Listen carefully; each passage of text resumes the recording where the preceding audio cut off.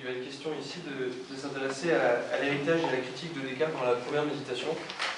Car sans même dépasser la première de couverture, il est difficile de penser que, enfin, il est difficile de ne pas pressentir un intérêt central pour Descartes. Et c'est en effet ce qui anime le propos de cette première méditation. Cette première méditation cherche à poser les fondations de la science philosophique fondée Husserl, la phénoménologie transcendantale. Et il va être question de montrer au cours de cette intervention une relation ambivalente entre Husserl et Descartes, et particulièrement de Husserl vis-à-vis de Descartes. C'est-à-dire que comment Husserl se fait l'héritier explicite de Descartes et de la philosophie cartésienne, et dans quelle mesure il est le fils philosophique de Descartes, mais aussi en quel sens Husserl opère son parricide philosophique.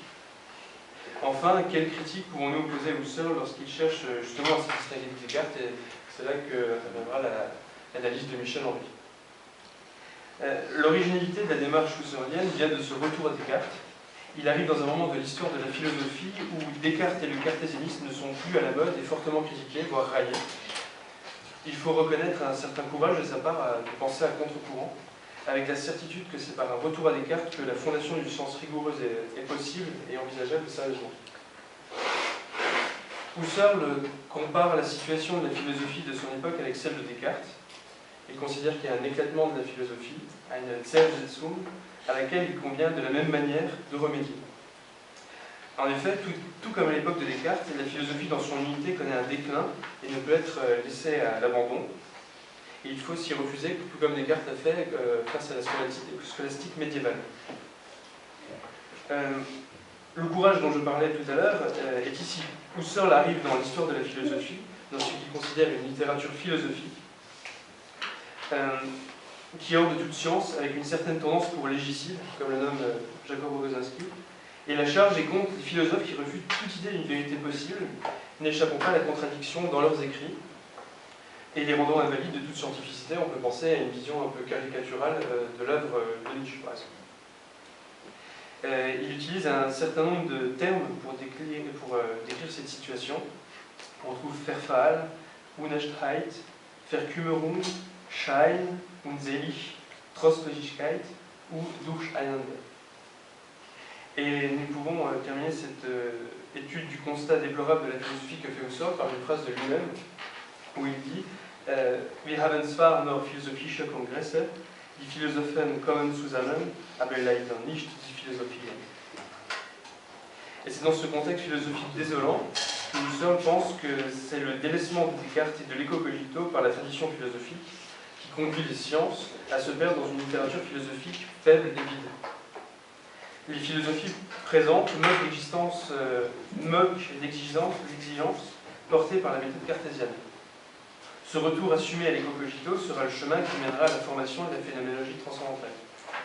Dans La Crisis, Husserl montre que Descartes est en quelque sorte l'accoucheur de deux enfants, le rationalisme et le scepticisme, d'une part le rationalisme porté par Malebranche, Spinoza ou Leibniz, et de l'autre côté le scepticisme avec en première ligne Hobbes et Hume, Locke ou Berkeley. Sauf que le scepticisme est en quelque sorte sorti victorieux de cette bataille philosophique, tuant l'ego, c'est l'égicide dont je parlais, poussant le rationalisme à se replier sur lui-même devant la capacité de fonder une science quelle qu'elle soit. Donc la phénoménologie transcendantale, découverte puis recouverte par Descartes, doit redorer le blason du rationalisme. Dès les premières lignes de ce texte, Husserl montre sa volonté d'un retour à Descartes, ne refusant point l'idée d'un néo-cartésianisme. Il souhaite se replonger entièrement dans les méditationnels de Prima Philosophia, en s'intéressant spécifiquement au projet cartésien de refonte de la philosophie sur la base de fondations absolues et inébranlables. En exposant le travail mené par Descartes, Husserl le tient pour son propre compte, car en effet, tout comme Descartes, Husserl voit la philosophie comme cet arbre qui supporte en chaque branche les sciences en général. De fait, une refondation, un Neubau de la philosophie revient à penser toutes les sciences qui existent.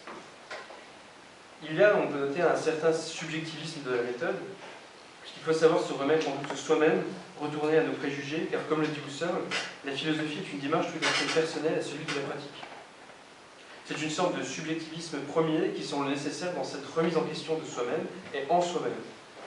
Notre cognition doit subir et vivre préalablement à toute recherche des fondements d'une science un dénuement, une mise à nu totale. Husserl s'interroge sur l'idéal de scientificité où il expose le projet d'un certain savoir. C'est-à-dire Wissenschaft, non pas au sens des sciences positives, c'est-à-dire un savoir de l'objet, mais un savoir absolu et absolument fondé de tout ce qui peut être su. C'est l'idée cartésienne dérégulée dans la règle 12, dont parlait David Espinel, une fois dans sa vie, se défaire de toutes ses opinions. Ce qui devient pour Husserl l'idée qu'il faut se défaire de toutes les vérités auxquelles la raison humaine suffit. Nous observons la reprise de l'ambition cartésienne de commencer la science, de faire le tour d'horizon du domaine de la raison, que la raison humaine est capable de connaître. Husserl ne fait pas de distinction entre la démarche métaphysique des méditations métaphysiques et la méthode des régulés. Autrement dit, il y a une superposition du Descartes de la méthode et du Descartes de la métaphysique pour un même projet philosophique. Et ce recours à Descartes est aussi un retour. Husserl introduit la problématique qui va le porter en ce début d'ouvrage, qui est la question de la méthode. Il faut, dans ce dénouement absolu de soi-même, se lancer dans la quête d'une méthode, un cheminement par lequel nous accéderions à un vrai savoir lui-même. Cette méthode doit prendre la place de l'archétype des méditations, engageant ainsi les premiers pas en direction d'une science rigoureuse philosophique. La plongée est alors possible dans les abysses des méditations métaphysiques qui fondent ce qui va être le point de départ chez Husserl, l'ego. Le retour à l'ego cogito est une forme d'évidence immédiate et ultime qui en même temps doit servir de pierre angulaire dans la perspective d'une reconstruction de la science. C'est par l'ego cogito que le doute sur l'existence sensible du monde est possible. En effet, la certitude que nous donnerait l'expérience sensible ne résiste à aucune critique.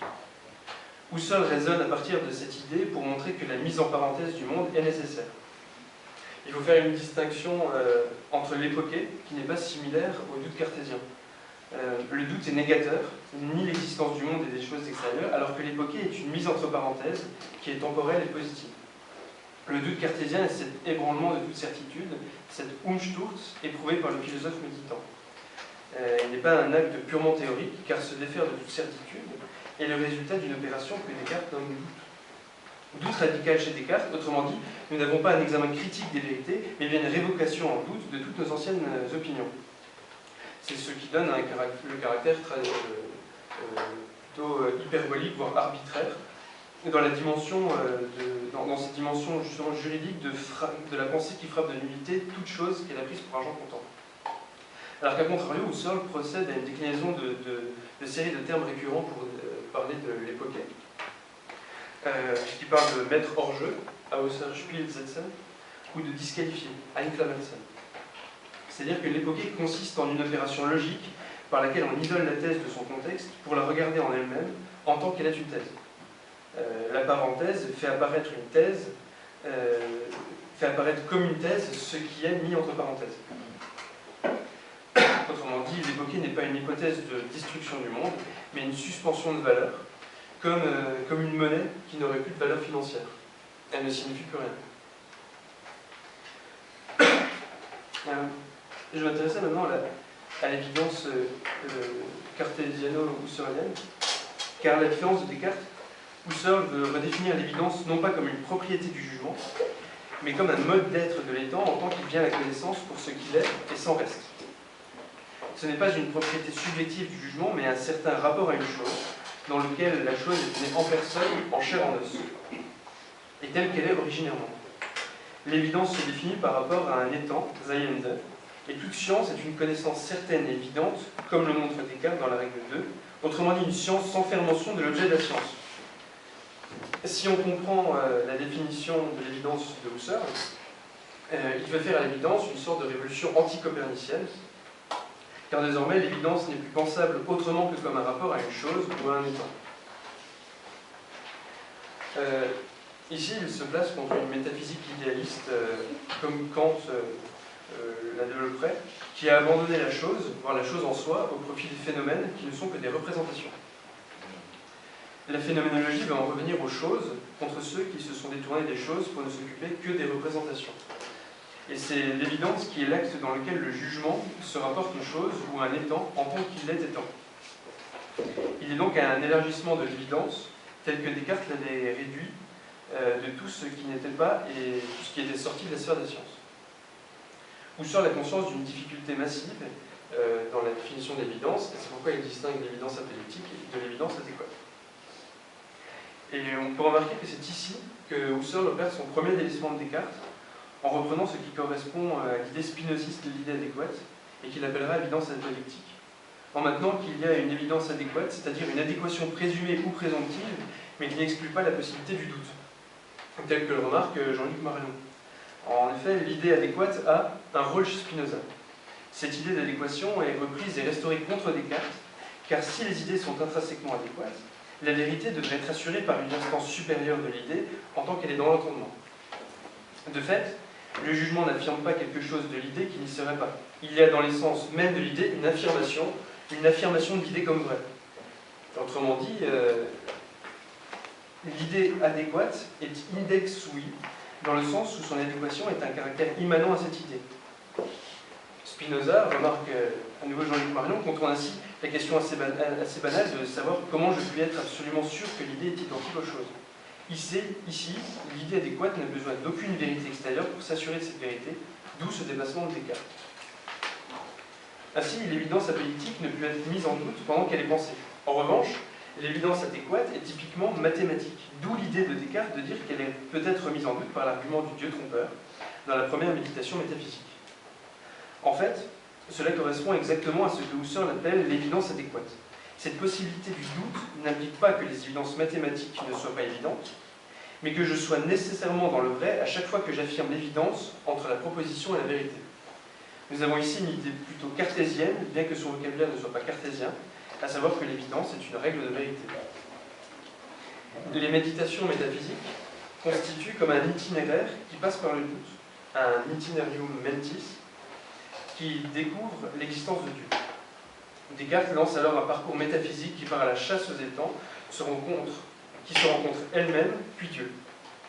Les méditations métaphysiques accomplissent simultanément et de manière croisée une quête logique qui est celle d'un critère de vérité.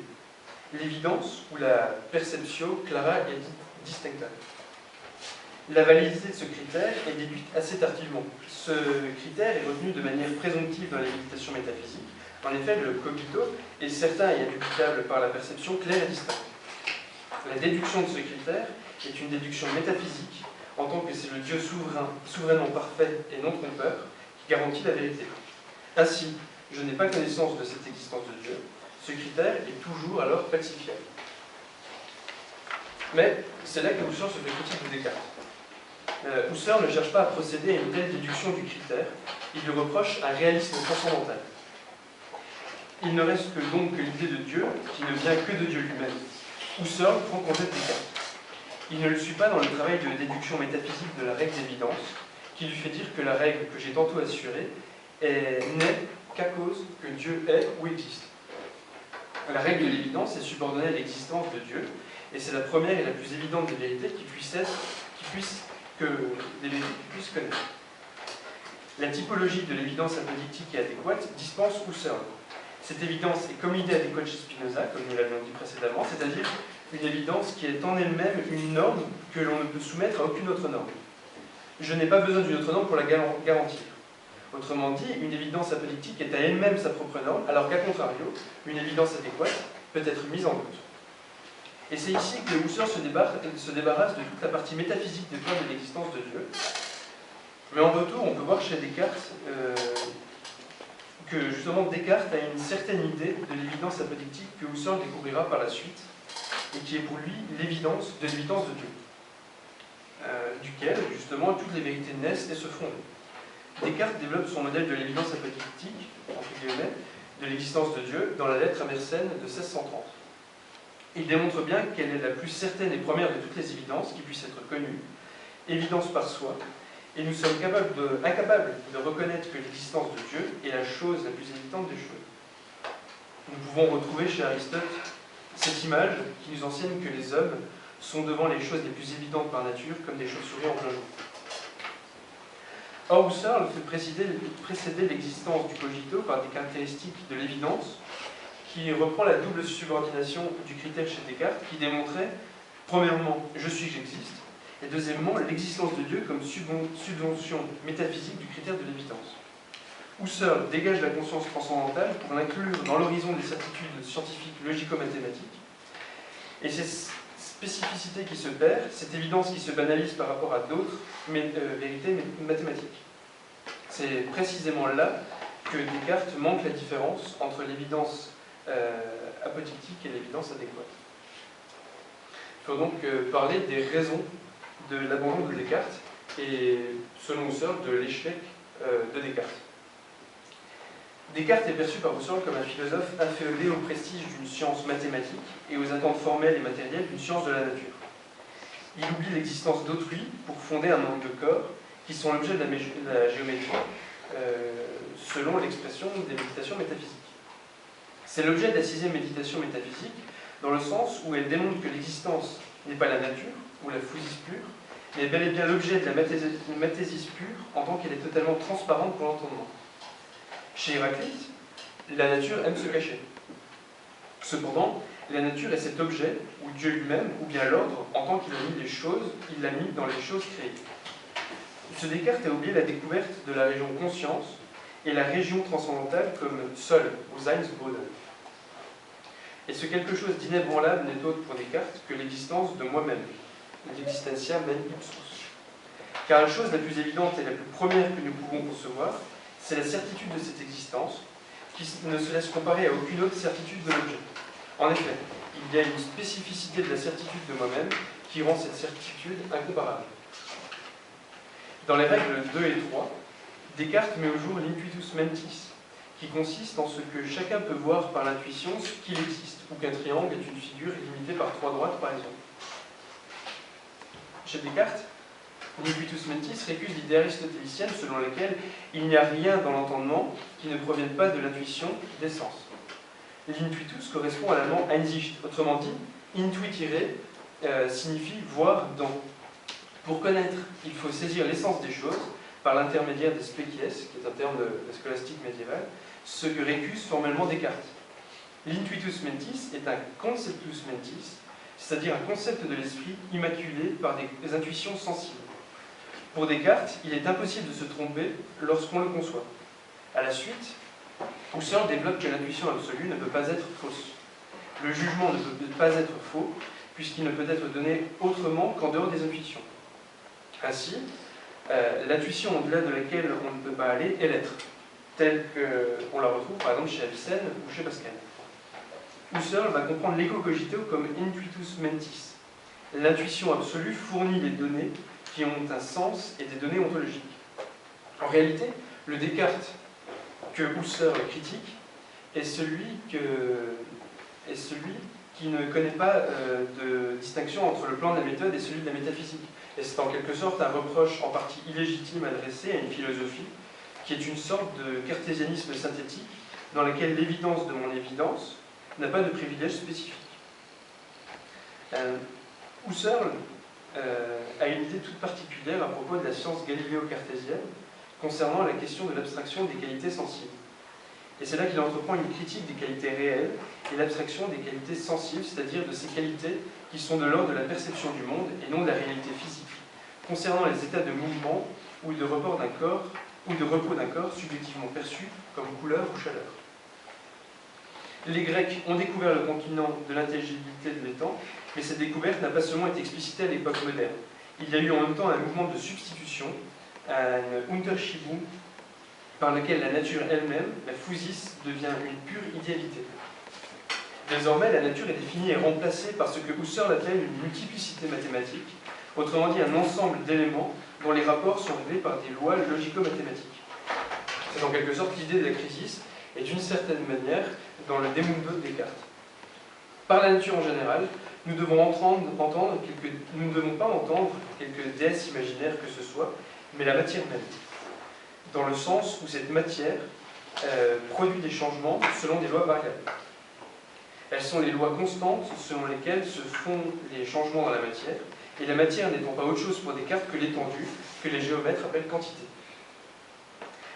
Dès lors, Descartes supprime les temps tels qu'ils se montrent à nous, et tels que nous le sommes, dans l'objectif de le remplacer par une simple idéalité mathématique, c'est-à-dire l'idée de matière elle-même comprise comme la quantité dans laquelle les changements obéissent à des lois purement mathématiques. il y a une abstraction par rapport aux qualités premières. La science cartésienne n'est pas seulement une géométrisation d'étendue, mais la science mathématique de la nature, dans le paragraphe 10, n'est qu'une instantiation d'une science devenue beaucoup plus large, dont la nature n'est qu'un objet possible qui a affaire à l'idée logico-formelle d'un monde en général. Alors que dans la représentation husserlienne de la science, il faut considérer que la science logico-mathématique est devenue de plus en plus large, jusqu'à dissoudre complètement en elle son objet initial. Et je vais terminer sur justement un certain recadrage de la vision de Husserl sur Descartes en introduisant l'analyse de Michel Henry. Car à plusieurs reprises, l'analyse que nous donne Michel Henry de Descartes a travaillé en sous-sol dans mon propos. Il est désormais venu le temps de poser l'analyse qu'il fait du détachement de Husserl envers Descartes et spécifiquement dans la généalogie de la psychanalyse. En effet, Michel Henry est celui qui a su remarier Descartes et Husserl après que ce dernier énonce la sentence du divorce, accusant Descartes d'être le père du contresens du réalisme transcendantal. Descartes a découvert la phénoménologie, mais l'a aussitôt recouverte sans se rendre compte de ce qu'il avait vu, notamment en montrant l'existence de l'apparaître d'une chose pensante, qui est en réalité la découverte de la chose comme phénomène, comme Erscheinung.